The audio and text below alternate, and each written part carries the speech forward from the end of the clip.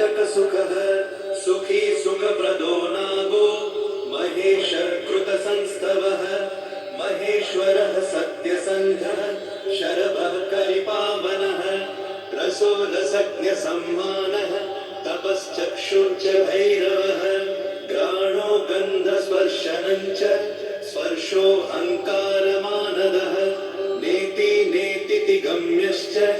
वैकुण्ठभजनप्रियः गिरिशो गिरिजाकान्तो दुर्वासः कविरङ्गिराः भृगुर्वसिष्ठश्च वनः तुम्बुरुर्नारदो मलः विश्वक्षेत्रं विश्वबीजं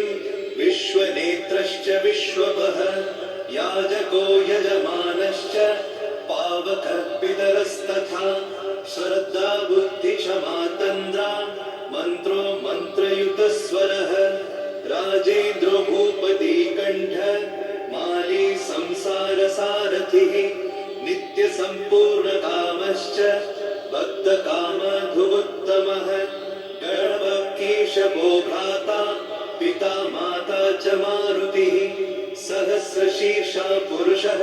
सहस्राक्ष सहस्रपात् कामजित् कामदहन कामकाम्य फलप्रदः मुद्रहारी रक्षोघ्नः क्षितिभारहरो बलः नखदंष्ट्रायुधो विष्णु